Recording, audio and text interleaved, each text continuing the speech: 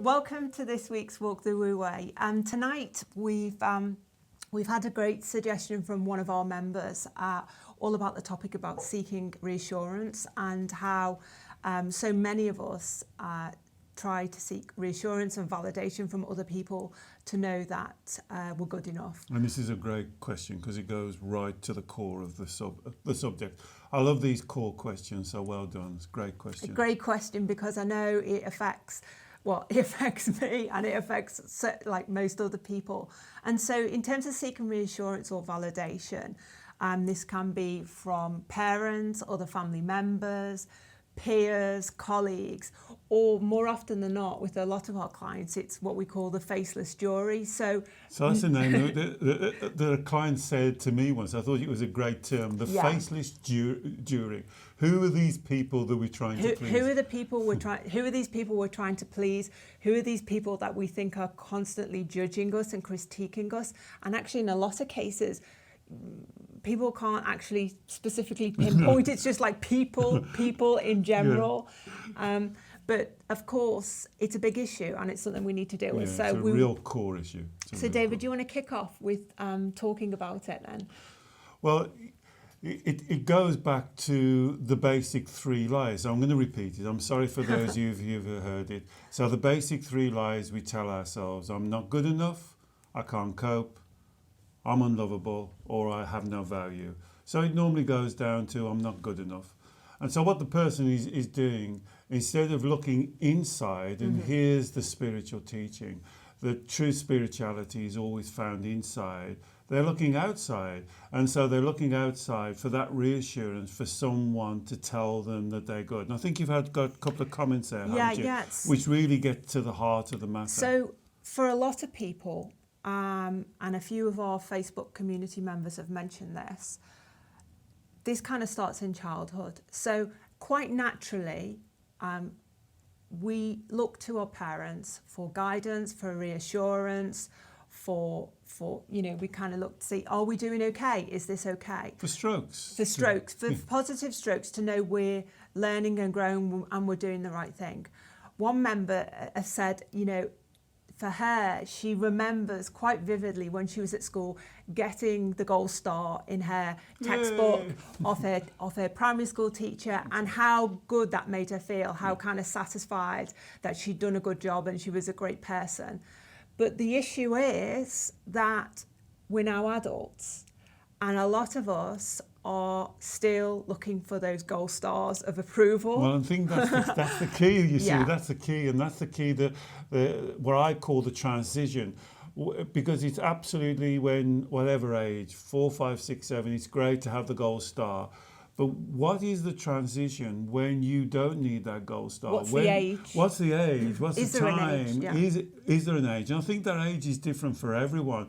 But ask yourself, when was your age? When did you take on what I call self-responsibility? When did you stop looking outside for that validation? When did you take on that responsibility for you to give yourself that that validation? Because if you continue to look outside, guess what? You'll always be disappointed. But in a way, I guess it's a habit. When we're a child, it's a habit which perhaps is actively cultivated and encouraged by parents, because our parents want us to kind of look to them for reassurance, for guidance, and then you have that dynamic. But I guess there comes a point in parenting as well where the parents should also encourage the child to do that self-referral, to that looking within at a certain point and say, well, do you think you did a good job with this? Or how do you think what you've just done turned out? Could it be better? Could it be improved? And what does this show you? How difficult parenting is. Perhaps parenting is the most difficult job. That's why I never criticize parents, because I think it's one of the most difficult things to do. How do you get that balance right? How do you give your child that love and protection and that reassurance when they're going through difficult things like going to school for the first time, changing classes, changing scores? And how do you teach them to stand on their own 2 feet? And do we ever get that right? And perhaps more importantly, should we get that right? Is that part of our journey of looking back? And I think you hit a really important word, is habit. Because what's this habit? What is a habit? It's just something we keep doing. And part of the Wu Wei message is to look back. We call it the golden thread, and follow that golden thread. So separate your feelings from your thoughts. And then that allows you to follow the golden thread down to find out why. Are you taking responsibility? Are you constantly looking outside, trying to please people, to tell them that you're a good person? Guess what? Stop it. Yeah. You're a good person. You are divine. Don't forget that. And the thing is, really, this seeking of validation, when you get the validation, whether it's in your in the workplace, whether it's in a relationship, whether it's amongst a group of friends, that feels good. That gives you temporary green light. But the problem is, Well, does it? Do you think? Or I kind of see that they're always searching for it. Yeah, but the thing is, it's like a drug, and this is the problem. Well, You get hooked on the drug of getting positive strokes from other people. And one member also commented, which is such a valuable point. Even if you start to try that process of self-referral, when changing the habit, starting to self-refer, initially, when you, I guess, approve of yourself or give yourself validation, she commented and she said, it just doesn't feel quite as powerful or quite as good as when other people tell me. But do you see what she had to use? She had to use the feel word. Yeah. She had to use the F word. Don't use feel. Yeah. So can I go back to one thing you said? Because I'm working with a great client. She's an amazing lady who's come off heroin and methadone, and she's been clear now for about 5 years. And she told me that one of the things about heroin users is they're always, I think it's called chasing the dragon, chasing the dragon. They're always trying to recreate that first feeling of having the first fix. And it's almost a little bit what you said, that first gold star feels so good and you're chasing that feeling again, but you never get it because it's a forced chase. And so you've got to go back and separate the feelings to the thoughts. You are divine. Never doubt yourself. You are divine. No one can make you more spiritual. What you've got to do is to stop this mind from creating the illusions, from telling you you're not good enough. That is not the truth. You've got to learn to stop it. Stop it. Go back to that inner child mind of yours and give it a hug. Tell it that I was going valuable. to say a lot of it is to do with if the seeds of self-doubt have been planted quite often, and we always say from between the ages of 6 and 9 years old are the most pivotal years when the sensitive young child feels strong emotions, which could be emotions of self-doubt, uncertainty, but is not able to rationalise them because they're only very young. That sows the seeds of self-doubt. And from that point onwards, they blame themselves. They blame themselves. They say, it must be me, there's something wrong with me. From that point onwards, there's a sense of inadequacy and then the need to kind of look externally for that reassurance. So as an adult now, I guess one of the Wu Wei wisdom steps we would recommend is doing a little bit of inner child work. Absolutely. Going back, contacting and starting that gentle dialogue with your inner child to give your inner child that reassurance that they are enough. And that's the process we call the golden thread work. So remember the golden thread work, because you can do this for yourself as well. Separate your feelings from your thoughts and beliefs. Remember, you are the creator of your emotional feelings. Then when you get onto your thoughts and beliefs, you can ask the golden thread word, why? Why do I think this? Why do I believe this? Why do I act in that way? And that why question takes you down. It's like following a thread.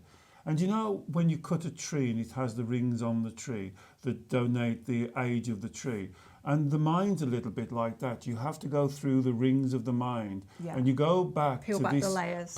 Peel back the layers. Some people say it's like an onion. You peel back the layers until you get to that point. Alex said, in my experience, I've been doing this for 40 years. There seems to be a pivotal time. Around 6 to 9 years old seems to be a pivotal time.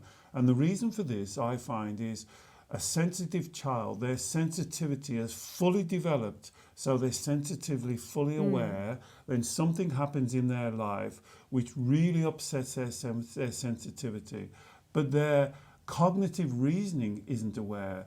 So they say something along the lines of, it must be me. Yeah. There's something wrong with me. And that's where it goes There's wrong. nothing wrong with There's them. nothing No. wrong with you. Don't do it. Stop it. You've got to go back and find that part in your mind that we call the inner child.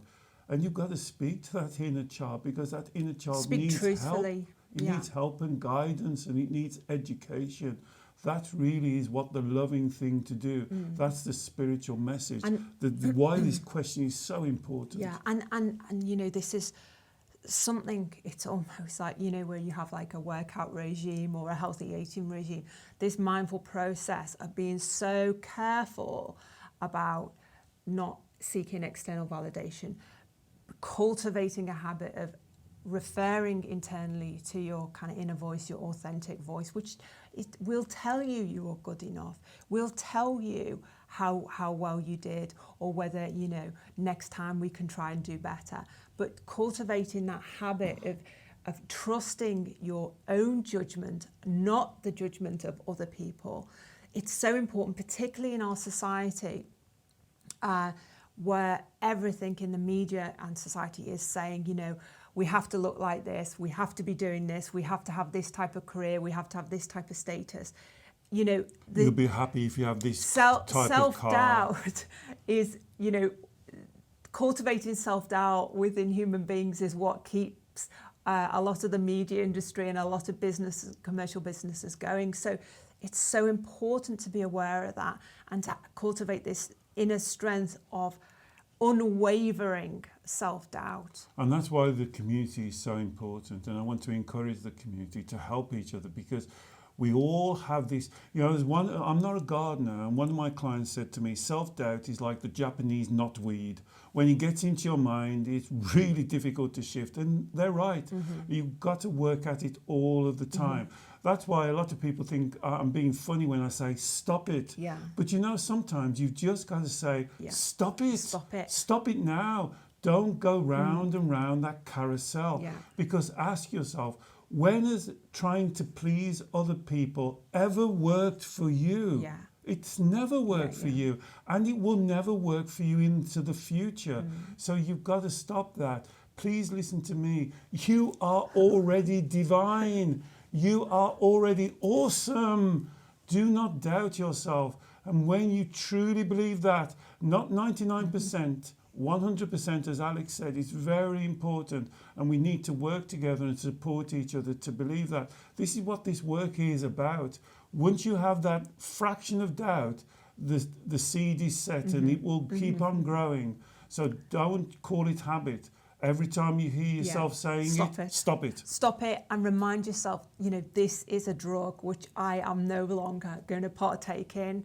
You know, I choose to take the healthy, authentic way, to trust myself, to love myself, to refer inwards, and to know that my inner voice and my guidance will always tell me, give me the direction that I need. Absolutely. You know, and so it's about finding that self-love. The Chinese call it qiang, nurturing yourself, doing that work. You can do that golden work for yourself, that golden thread work, and find that little child inside of you, because that little child needs love, it needs guidance, it needs to find a way out, because that part of your mind is stuck, and you need to show it a different way out.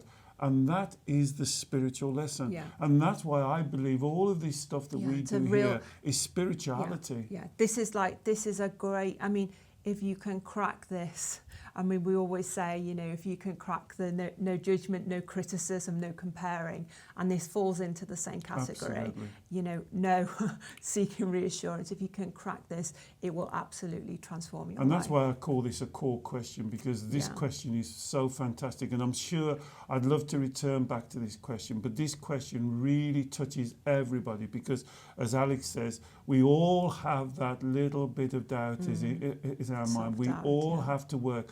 This is what spiritual work is really about. This is what makes you spiritual, is to clear that doubt and connect to your true spirit, who you really are. Yeah, brilliant. You're awesome! Awesome. So thank you, everyone. And we'd love to hear your comments and questions. You know, as per usual, you can post them below or you can email us at info@wuweiwisdom.com. And especially on this subject, Yeah. please support ourselves. And when you see anybody in the community having a bit of doubt, pile in, Yeah. tell them they're awesome. Yeah. Great. Thank you. We'll see you soon. Thank you. Bye. Bye.